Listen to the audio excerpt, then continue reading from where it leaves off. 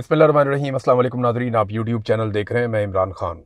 Nadreen, सबसे पहले तो ये है कि निज़ाम पूरा का पूरा ही फंस गया। अब किसी को समझ नहीं आ रही कि निकलना कैसे, और जिस आदमी की वजह से फंसा है वो पीछे हटने के लिए तैयार नहीं है। पाकिस्तान की मिलिट्री एस्टेब्लिशमेंट ने 3 साल तक इमरान खान साहब का एक एक लम्हा रिकॉर्ड किया है, एक एक जुमला और एक एक चीज़ रिकॉर्ड की है। इतना ज़्यादा अंडर ऑब्जर्वेशन में कभी भी किसी को नहीं रखा गया। बाकायदा इस काम के ऊपर ऑफिसर्स लगाए गए हैं कि रोज़ाना की बुनियाद के ऊपर इमरान खान को सुनो, रोज़ाना की बुनियाद पे इमरान खान को देखो, वो क्या करता है, क्या खाता है, कैसे बात करता है, किन चीज़ों पे गुस्सा करता है, किन चीज़ों पे गुस्सा नहीं करता। तो इमरान खान की शख्सियत को समझने में थोड़ी मदद मिले ताकि उसको शिकस्त दी जा सके। लेकिन एक एक लम्हा रिकॉर्ड करने के बावजूद, सारे तजर्बे करने के बावजूद, अपनी एक्सपर्टीज़ इस्तेमाल करने के बावजूद, निज़ाम को जो वाहिद बात समझ में आई वो ये है कि ये आदमी समझ से बाहर है, ये आउट ऑफ सिलेबस आ गया ये आदमी, और ये अब क्या करेगा, किस तरह करेगा, आप इसको प्रिडिक्ट नहीं कर सकते। आसाब की लड़ाई में मैंने आपको आज से 3 साल पहले, 4 साल पहले कहा था कि जब भी कभी पाकिस्तान की एस्टेब्लिशमेंट आसाब की लड़ाई इमरान खान से लड़ेगी, 100 में से 100 मरतबा इमरान खान जीतेगा। वो आसाब की लड़ाई में इनसे कभी नहीं हारेगा, उसके आसाब बहुत मजबूत हैं। और ये बात पाकिस्तान में ये सिर्फ मिलिट्री जर्नैलों को समझ नहीं आएगी, ये दुनिया भर में जिन लोगों ने इमरान खान से पहले मुकाबला किया है वो भी इस बात को जानते हैं और इस बात की गवाही देते हैं। दुनिया के बेहतरीन स्पोर्ट्समैन कहते हैं कि हमने इस जैसे मजबूत आसाब का आदमी नहीं देखा। तो इमरान खान साहब को हराने का कोई बंदोबस्त हो नहीं रहा और अपने जीतने का कोई जुगाड़ लग नहीं रहा। यानी इमरान खान को कैसे हराएं? जब तक पब्लिक उसके साथ है, आप उसको ज़बरदस्ती तो हरा सकते हैं, आप धांधली और 2 नंबरी से हरा सकते हैं, लेकिन प्रॉब्लम यह है कि इमरान खान को हराने का कोई बंदोबस्त हो नहीं रहा और जाली हुकूमत बना के उससे मुल्क चलाने का भी कोई बंदोबस्त नहीं हो रहा। यानी मुल्क चल ही नहीं रहा। तो बार बार करते ये हैं कि जाके इमरान खान को एक नई डील ऑफर करते हैं, हर थोड़े अरसे के बाद एक नई डील ऑफर करते हैं। डील क्या होती है? हर मरतबा कहते हैं जी आप इतना अरसा चुप रह जाएं, आप इतना अरसा साइड पे चले जाएं, आप इतना अरसा इंतजार कर लें, फिर इलेक्शन आ जाएगा, आप हमारी ये वाली बात मान लें, आप हमारी वो वाली बात मान लें। देखिए, रास्ता निकालने के लिए तो इमरान खान रास्ता निकालेगा। वो एक सियासतदान है, कोई रैम्बो फिल्म नहीं चल रही यहाँ पे, कोई कमांडो एक्शन फिल्म नहीं चल रही। वो एक सियासतदान है, वो सियासी तरीके से मसले का हल निकालेगा। इमरान खान को रॉकेट लॉन्चर लेकर जेल में नहीं बैठे हुए, ना इमरान खान ने बाहर आके कोई एटम बम का बटन दबा देना है, या ना इमरान खान ने कभी क्लाशनकोफ लेके, वो अच्छी तरह मुझे याद है इमरान खान साहब ने ये बात हमें एक मरतबा से ज़्यादा मरतबा बताई, और ये शायद आपने कभी सुनी भी होगी कि कराची में जब बहुत सारी मुसल्ला जमातें होती थी और पाकिस्तान तहरीक इंसाफ एकदम कराची में ऊपर जा रही थी, तो इमरान खान साहब को ये मशवरा दिया गया और बार बार दिया गया कि हमें भी अपने कुछ मुसल्ला लोग रखने चाहिए, कराची में अब सर्वाइव ही नहीं कर सकते। तो इमरान खान ने कहा था कि अगर हमने मुसल्ला विंग बना लिया तो हम कराची को कभी आज़ाद नहीं करवा पाएंगे। वो इस बात में मानता ही नहीं है हथियारों में, वो इस बात में मानता ही नहीं है। हाँ, वो स्ट्रगल के अंदर मानता है, जिद्दोजहद के अंदर मानता है, जमहूरियत में और बातचीत में मानता है। तो इमरान खान ने तो बाहर आके भी टेबल पे ही बैठना है, कोई उसने बंदूक तो चलानी नहीं। अब टेबल पे बैठने के लिए मिलिट्री एस्टेब्लिशमेंट के पास ना ये इमरान खान को फेस कर सकते हैं, ना उसकी आंखों में आंखें डालकर देख सकते हैं। ये इमरान खान तो बहुत दूर की बात है, और बहुत सारे लोग हैं, हसन न्याजी की आंखों में आंखें डालकर नहीं देख सकते, यास्मीन राशिद का सामना नहीं कर सकते, ये सनम जावेद का सामना नहीं कर सकते। मैं एक आम सा आदमी हूं, मेरी आंखों में आंखें डाल के इनमें से कोई भी नहीं देख सकता, जितना मर्जी बड़ा ऑफिसर हो। क्या करेगा? शर्मिंदा होगा, और क्या होगा। तो इमरान खान ने इनको दीवार के साथ लगा दिया। अब ये उसको डील देते हैं बार बार कि किसी तरह को डील मिल जाए जिससे हमें फेस सेविंग मिल जाए। इमरान खान उसके ऊपर मानने को तैयार नहीं है। अब रास्ते सिर्फ 2 बचे हैं हमारे पास, पाकिस्तान के पास सिर्फ 2 रास्ते बचे हैं। नंबर 1 ये है कि या तो एस्टेब्लिशमेंट तौबा कर ले और पाकिस्तान में नए इलेक्शन करवाए और पाकिस्तान को नॉर्मल मुल्क की तरह चलने दे, और जो जाली निज़ाम बनाया हुआ है उसको सहारा देना बंद कर दे। एक तो तरीका ये है। दूसरा तरीका यह है कि अवाम बाहर आए और सूरत हाल को अपने कंट्रोल में ले ले, और यही सारा कुछ एस्टेब्लिशमेंट से ज़बरदस्ती करवा ले कि जनाब पीछे हट जाए, आपका कोई ताल्लुक नहीं है, आप जाली निज़ाम को सहारा नहीं दे सकते, और इलेक्शन होने दें, पाकिस्तान में नया इलेक्शन करवाया जाए और आप तौबा ताइब करके साइड पे हो जाएं। आज के बाद आपने सियासत में रोल प्ले नहीं करना। यही रास्ता रह गया। इमरान खान के बारे में क्योंकि बात हो रही है, तो इमरान खान की बहन अलीमा खानम का जो स्टेटमेंट है वो आज सुबह से वायरल है, और वो इमरान खान साहब के हवाले से।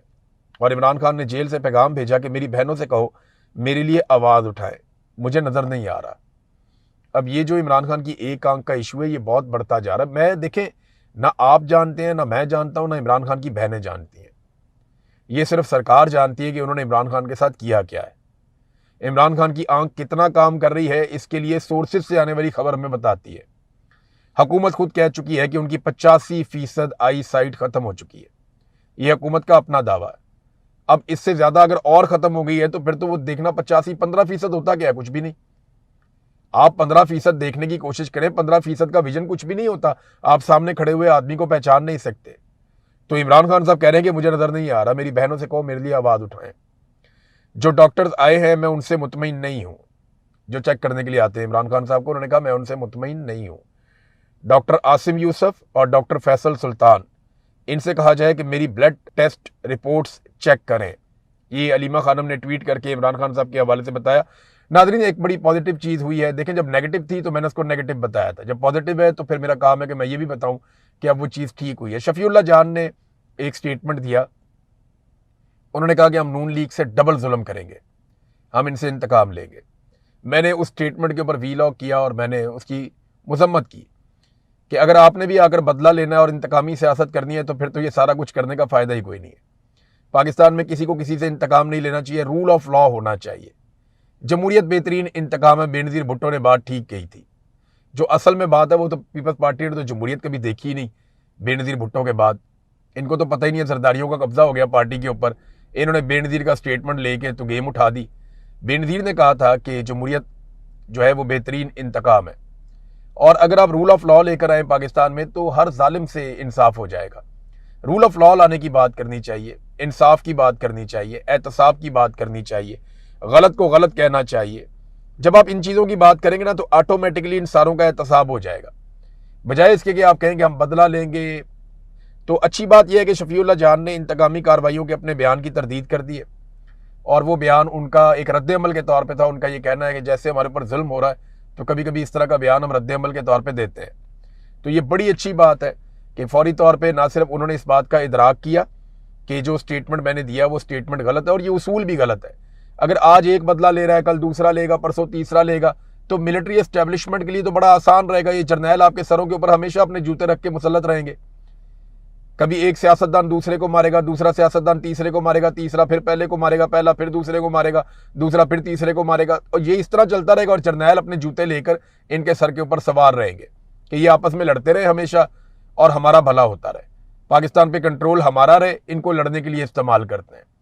तो अच्छी बात है, शफीउल्लाह जान साहब ने अपना स्टेटमेंट जो है उसकी तरदीद की है, और वो एक पॉलिटिकल कारकुन है।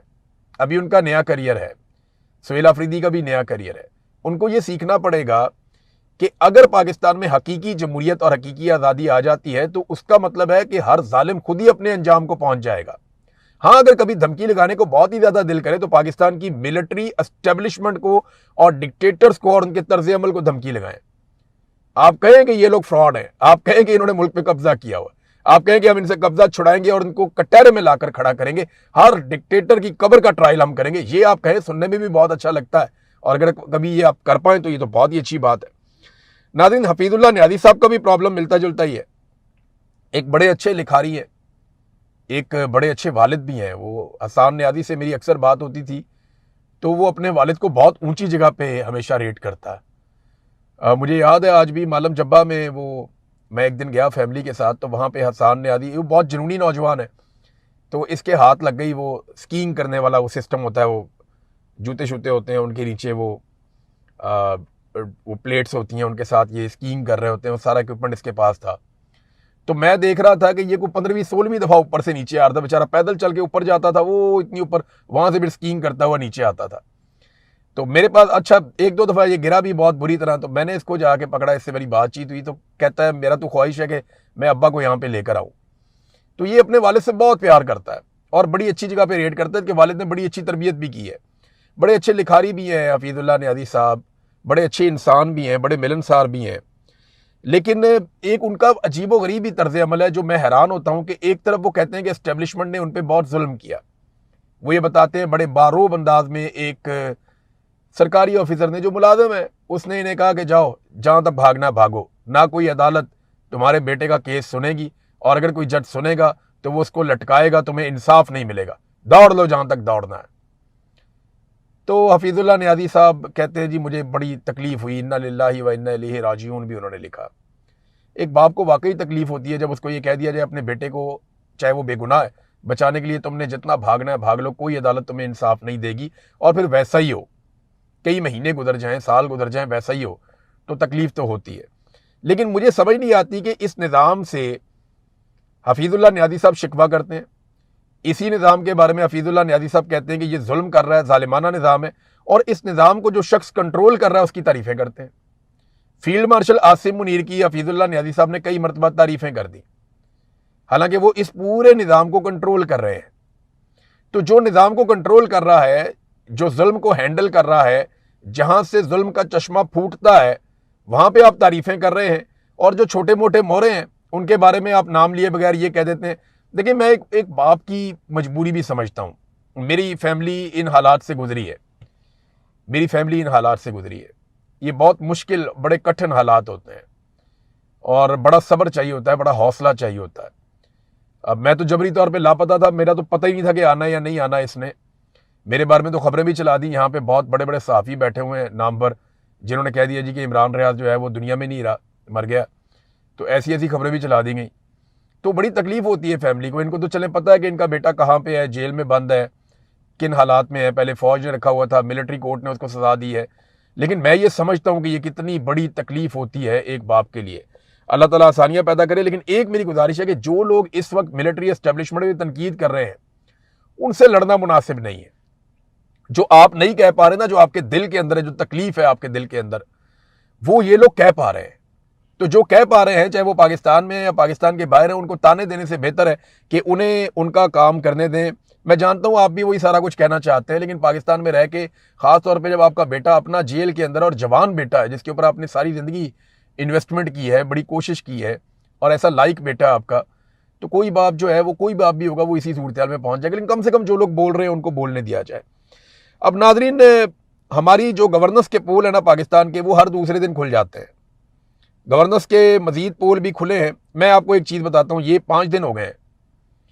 कोट अद्दू एक पंजाब का इलाका है, आप सब अच्छी तरह जानते हैं। मैं वहाँ बहुत आता जाता रहा हूँ, मेरे दोस्त भी वहाँ पे रहते हैं कोट अद्दू में, और मैं उन्हें मिलने जाता था। बड़े ही शानदार लोग हैं कोट अद्दू के, बड़े डाउन टू अर्थ लोग हैं, बड़े अच्छे तरीके से मिलते हैं, बड़े प्यार से मिलते हैं। मुझे बहुत अच्छा लगता था जब भी मैं वहाँ जाता था। बड़े मेहमान नवाज लोग हैं। तो कोट अद्दू में एक इंसिडेंट होता है, एक शादी के ऊपर जा रहे होते हैं लोग, और एक रिक्शा पूरे का पूरा वो पुल के ऊपर से वो गिर जाता है नहर में। अब ये जो नहर है ना, ये मुजफ्फरगढ़ कैनाल है, ये बड़ी गहरी नहर है, इसमें बहुत ज़्यादा पानी बहता है, बहुत बहुत बड़ी नहर है, बड़ी गहरी नहर है, और इससे बाहर निकलने का रास्ता भी नहीं है। क्योंकि मैं यहाँ से ना जब गाड़ी में खुद ड्राइव करता था, तो मैं देखता था इस नहर के दोनों किनारे पक्के हैं, तो इससे बाहर निकलना इतना आसान नहीं है। यहाँ मेरे पास वीडियोज़ हैं, मैं देख रहा हूँ कि अपनी मदद आप के तहत ख़वातीन जो हैं वो लोगों को निकाल रही हैं, रेस्क्यू कर रही हैं। ये मैंने खुद देखी वीडियोज़, मैंने खुद तस्वीर देखी है। और एक रिक्शा जो गिरा है उसके अंदर 3 औरतें थी, 20 मासूम बच्चे थे, और 3 मर्द थे। अब वहाँ पे जो नहर है उसके गिर्द कोई हिफाजती बंदोबस्त ही नहीं है, पूरा रिक्शा ही अंदर गिर गया। अच्छा चले, रिक्शा गिर गया तो रेस्क्यू आ जाना चाहिए था, फौरी तौर पे नहर का पानी